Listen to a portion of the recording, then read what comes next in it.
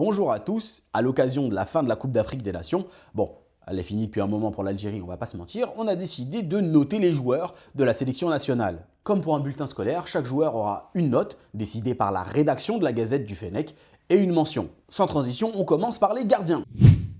On commence avec Ben Bolt, non noté, mention retraite internationale. Ben Bolt devait jouer contre la Guinée équatoriale, mais c'est finalement Mandrea qui lui a été préféré. Mandrea qui, on le rappelle, ne devait même pas faire partie de cette liste. Mais c'est bien le gardien canet qui a été préféré à celui de l'USMA à l'issue du dernier entraînement avant le match. Pourtant envoyé devant la presse avec tous les joueurs qui devaient disputer cette rencontre, Ben Bolt n'a finalement pas été choisi, ce qui cache forcément un problème durant cette séance d'entraînement. Ce choix de Petkovic de faire passer Mandrea en numéro 2 devant Ben Bolt a été vécu comme une humiliation par ce dernier qui a décidé, à 4 mois de la Coupe du Monde, de prendre tout simplement sa retraite internationale. On continue avec Lucas Zidane à qui la rédaction a mis un 6,5 sur 10, mention c'est bien. Scruté par tous, Zidane n'a pas vraiment été l'auteur d'une mauvaise compétition. Son jeu au pied s'est montré intéressant bien que perfectible et il a réussi à s'interposer sur 2-3 situations bien tendues. Le problème pour Zidane, c'est qu'il s'est planté au moment le plus important. La pression peut faire déjouer même les meilleurs gardiens,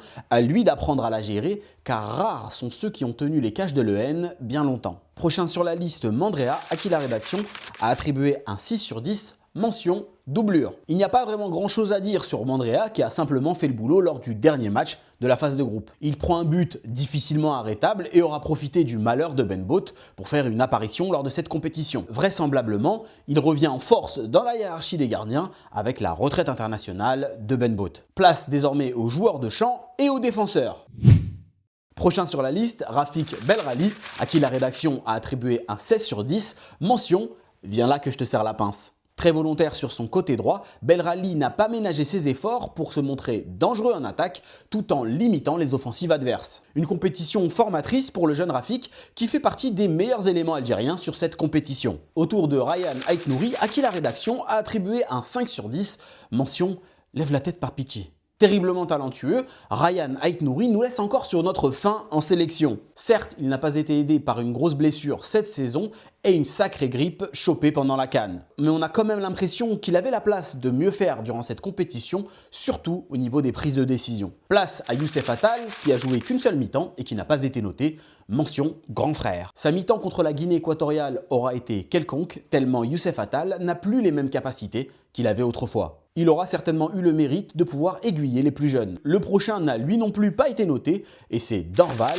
mention intéressant. Comme Attal, on ne peut pas juger Dorval sur une mi-temps, mais ce dernier a tout de même montré des choses intéressantes avec le peu de temps de jeu qu'il a eu. Sa capacité à jouer aussi bien à gauche que à droite lui offre un avantage clair et permet à son coach d'avoir plus de flexibilité. Encore un défenseur non noté en la personne de Adjam, mention foutue blessure. Adjam a été un manque criant pour la sélection algérienne de football. Sa capacité à entrer et faire des différences offensivement tout en assurant une vraie solidité défensive aurait pu faire la différence dans cette compétition. Pour le bien de l'Algérie comme celui du joueur, souhaitons-lui un prompt rétablissement et d'être prêt pour la Coupe du Monde aux États-Unis. Prochain défenseur sur la liste, Belaïd, à qui la rédaction a attribué un 7 sur 10, mention promotion hiérarchique. Depuis quelques temps en sélection, il est vraiment difficile de ne pas voir l'apport de Belaïd. Et si vous en doutiez, je vous invite à revoir son entrée face à la RDC. Non, parce que si Boulbina claque une frappe fantastique, lui réalise un geste tout aussi décisif en retirant ce ballon de la tête destiné à Mayele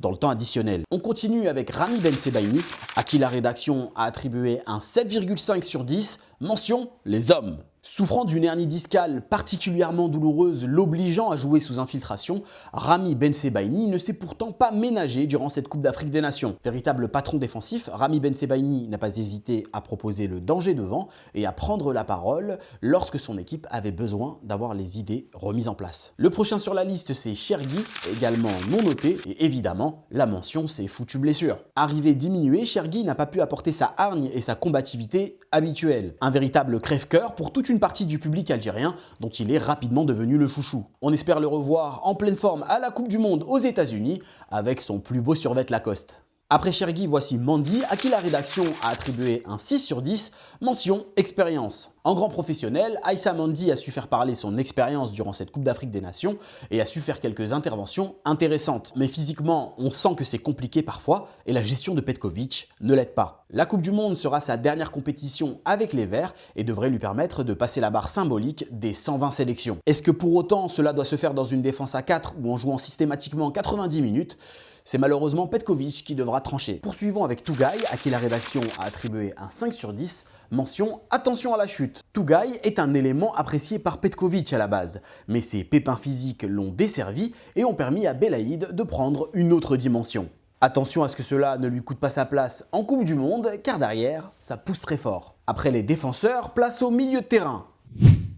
On commence avec Bennacer, à qui la rédaction a attribué un 7 sur 10, mention point de repère. Beaucoup avaient enterré Bennacer et ses jambes fragiles avant la compétition. Pourtant, lors de cette CAN, il est monté en puissance au fur et à mesure jusqu'à pondre un match monstrueux face à la RDC. Au moment de sa blessure, on se rend compte qu'il manque quelque chose à cette équipe. Quelque chose que Petković ne parviendra pas à remplacer face au Nigeria. Bon rétablissement à Bennacer, évidemment. On continue avec Zerouki, à qui la rédaction a attribué un 5 sur 10, mention la pression était trop forte. Vivement critiqué avant la CAN, Zerouki retrouvait pourtant quelques couleurs dans un rôle de remplaçant qui semblait lui permettre de jouer avec beaucoup moins de pression. Petković a décidé de le titulariser contre toute attente dans un match clé et on a vu que ça a été terriblement compliqué pour lui. Le prochain sur la liste, Zorgan, non noté, mention c'est sympa d'avoir pris l'avion. L'Algérie est dotée de beaucoup de joueurs de talent au milieu de terrain, dont Zorgan, qui dispute la Ligue des Champions avec l'Union Saint-Gilloise cette saison. Par contre, il faut croire que dans l'esprit de Petković,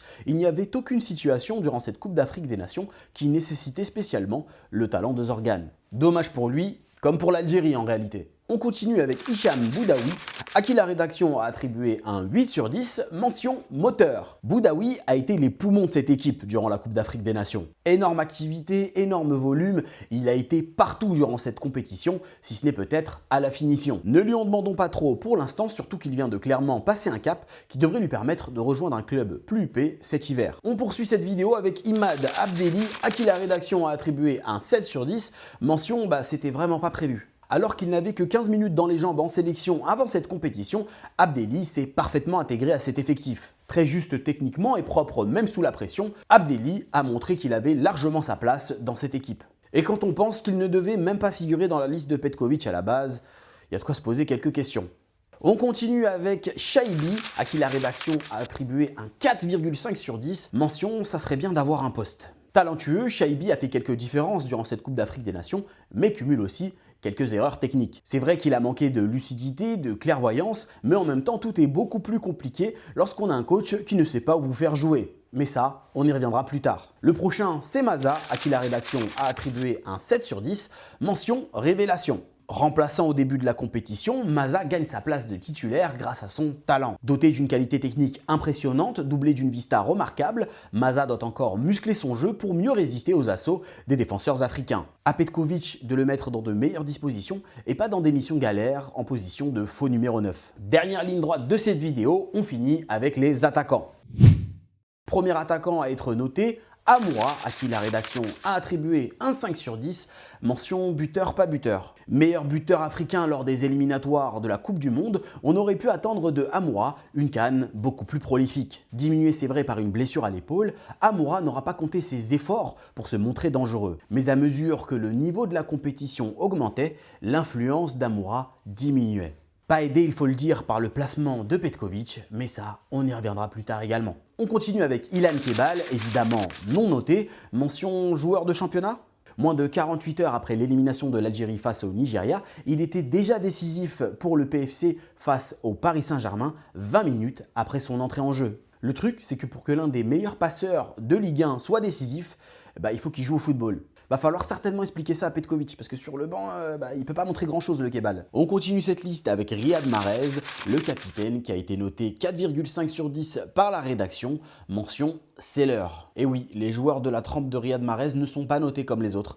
Peut-être que certains d'entre vous estimeront qu'il aurait mérité la moyenne, mais on n'attend pas la moyenne d'un joueur censé être hors norme. Malgré 3 buts dans la compétition et un nouveau record, Riyad Mahrez a clairement souffert physiquement et rien de scandaleux lorsqu'on sait qu'il approche des 35 ans. Irréprochable dans le leadership, dans son implication sur et en dehors du terrain, Riyad Mahrez l'a été beaucoup moins dans le jeu. Riyad Mahrez ne semble plus en capacité de pouvoir multiplier les efforts à haute intensité comme il le faisait autrefois. Les coups de rein sont clairement moins ravageurs, même si la qualité du pied gauche reste. On le sait tous, c'est l'heure de laisser place à la jeunesse et Riyad Mahrez a déjà commencé à faire ce travail en annonçant publiquement qu'il s'agissait de sa dernière CAN. Reste à voir désormais comment il va gérer sa dernière Coupe du Monde. On continue avec Hadj Moussa qui a hérité d'un 6,5 sur 10, mention apprendre à devenir grand. Hadj Moussa est bourré de talent, ça c'est indéniable. Et globalement sur cette Coupe d'Afrique des Nations, il a montré qu'il avait ce qu'il fallait pour faire partie des meilleurs joueurs de sa génération à son poste. Toutefois, il a également montré des limites liées à son inexpérience et à son jeune âge. Parfois trop agacé, parfois trop pris par ses propres dribbles, parfois trop tendu pour faire la bonne passe, Hadj Moussa doit apprendre à calmer le jeu. Il doit apprendre à se donner le temps de réfléchir et faire abstraction de la pression ambiante afin de tirer le maximum de ses capacités. Prochain sur la liste, Boulbina, noté 6,5 sur 10, mention.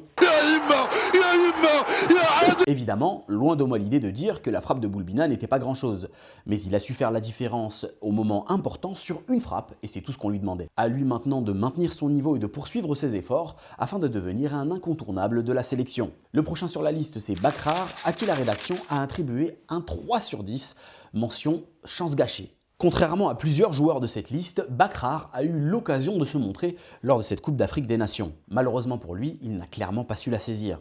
Le problème, c'est que la concurrence est rude en attaque en sélection et il y a de fortes chances que cela lui ait coûté sa place en Coupe du Monde.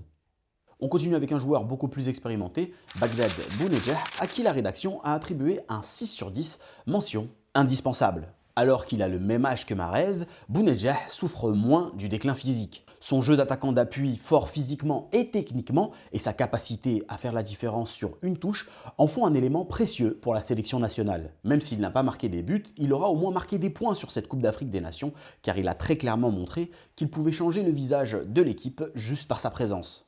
On finit cette liste avec Berkane qui n'a pas été noté. Pour lui, c'est déjà une victoire d'être sélectionné, lui qui semblait encore si loin de la sélection il y a peu. Attention toutefois, comme pour Bakrar, la concurrence est rude en sélection, à lui de faire le boulot pour rester dans les petits papiers de Petkovic. Pour finir, on va évidemment parler de Petkovic, le sélectionneur national.